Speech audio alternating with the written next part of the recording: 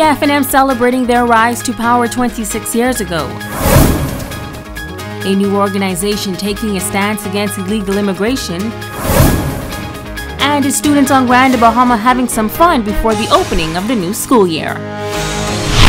The Bahamas Tonight Northern Edition starts now.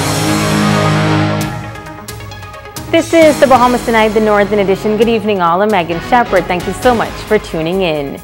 Topping news, members of the governing Free National Movement taking time out yesterday to celebrate the anniversary of the party's rise to power as the government of the country back in 1992. Here on Grand Bahama, party supporters who worshipped at the new Mount Olivet Baptist Church in Holmes Rock, giving thanks to God for his many blessings. Italia Hall was there. Members of the Free National Movement reflecting on the party's initial election to power on August 19, 1992. The F&M unseated the then governing Progressive Liberal Party to become the government of the Bahamas and remained in power for 2 consecutive terms. Reverend Dr. John C. Wallace, delivering the sermon, admonished the group to always be strong and courageous. Be not dismayed, he says, for I am thy God. I will strengthen you. Yes, I will help you. Yes, I will uphold you with the righteous hand of my righteousness. During the church service, several members of the F&M were honored for their contributions to the party and the community.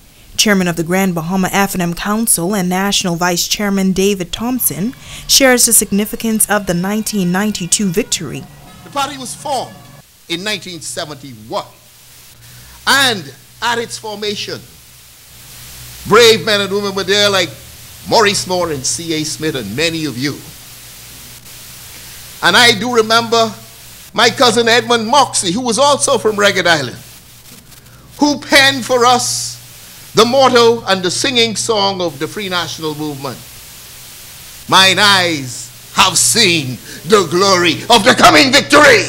Former Ambassador and Cabinet Minister His Excellency Maurice Moore is one of the founding fathers of the F&M.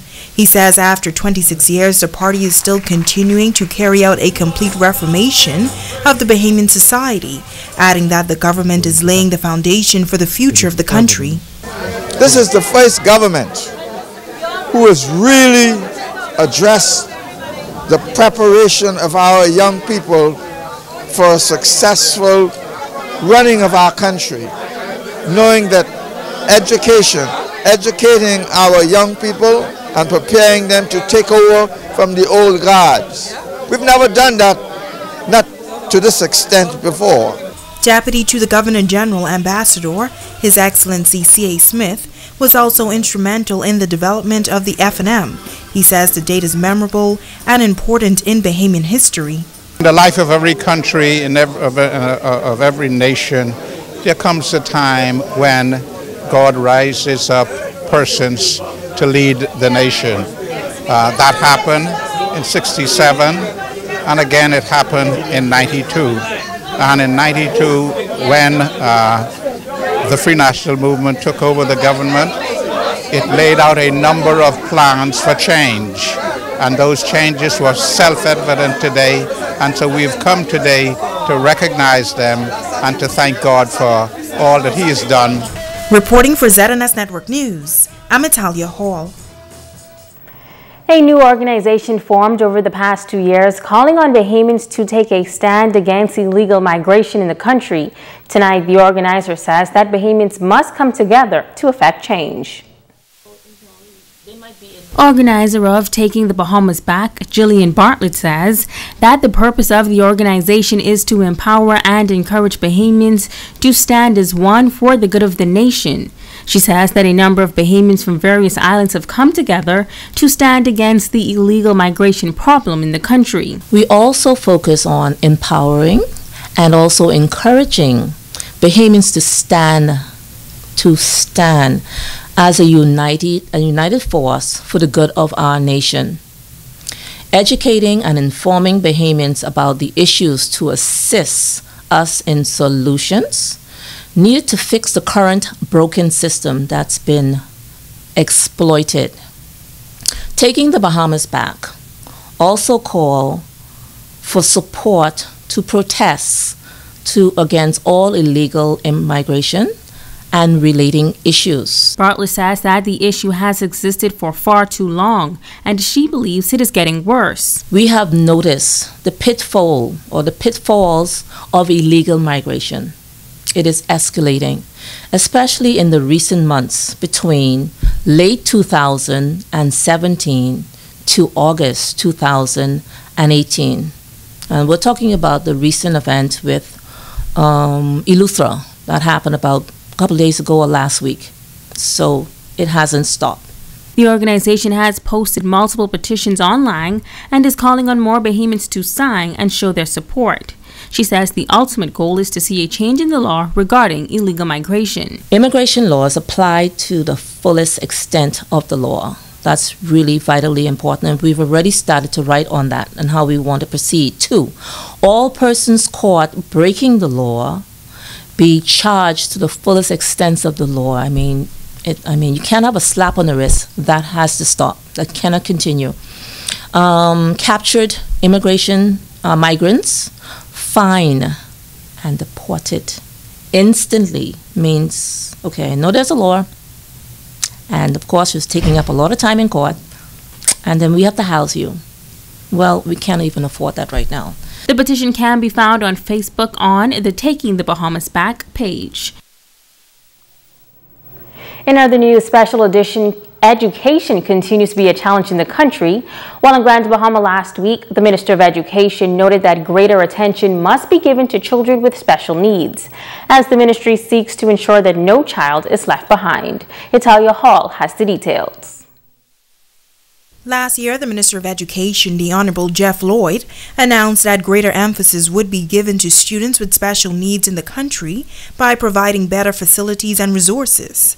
Fast forward to today, the Education Minister says while some progress has been made when it comes to opportunities for special needs students, he admits that he is not satisfied with the overall situation. We need more and more of our high school graduates to choose teaching careers of special education. We still have to go abroad, Cuba in particular, to bring in special education teachers. Another thing that we are looking at is requiring all students who are doing and pursuing a degree in education, teacher education, to have at least a year of training in special education teachers. He explains why that training is now necessary. In your classroom, a person could have some autistic challenge, could have some visual or other disability, and it isn't fair that that student has to necessarily be separated from his or her peers to go into a special environment in order to be addressed. A teacher in the class, this is why I'm talking about professional development. Teacher in the classroom has to be capable of addressing the varied needs within that particular environment. And for those wondering about scholarship opportunities in the field, come, please, bring them. We will make scholarships available for them. That's how desperate a need we have, and that's how deprived we are. As an example, 54 high school graduates who are entering the teacher program at the University of the Bahamas. 54. Only 3 are going into special education. Only 3. All right? And right now, I am advised, and don't hold me to this, but I certainly can say it publicly, I'm advised that there are thousands of students in our system and outside of our system who are not in the system because we don't have the facilities, including teachers, to accommodate them in the system. The minister says education is a fundamental right for every student, which is the responsibility of the government, and he is concerned that too many special needs students are being left behind. Reporting for ZNS Network News, I'm Italia Hall. Tarif College is continuing its focus on a specialty program designed to prepare high school students for tertiary level education. Tarif wants to ensure that students make a smooth transition to college upon leaving high school through its advanced placement program for students in grades 9 through 12. Marketing Director Frederica Thomas. Students can start at a young age with their college prep program, and they can do well just given the opportunity. So we are reaching out to the Grand Bahama community, all who's listening, for them to come here and sit with Ms. Albury. And Ms. Albury can introduce you to our TAP program, to Reeve Advanced Placement Program. We're also gearing back up with our alumni, so we can also get funds through them to help persons who need assistance. There's a lot of things that we're going to do within the marketing area that we're going to try and get the cooperative community to help us help the students, or to help persons who can't help themselves to get an education. Thomas is encouraging parents to embrace the advanced placement concept. You're watching the Bahamas Tonight, the Northern Edition. Stay with us. There's more news right after this break.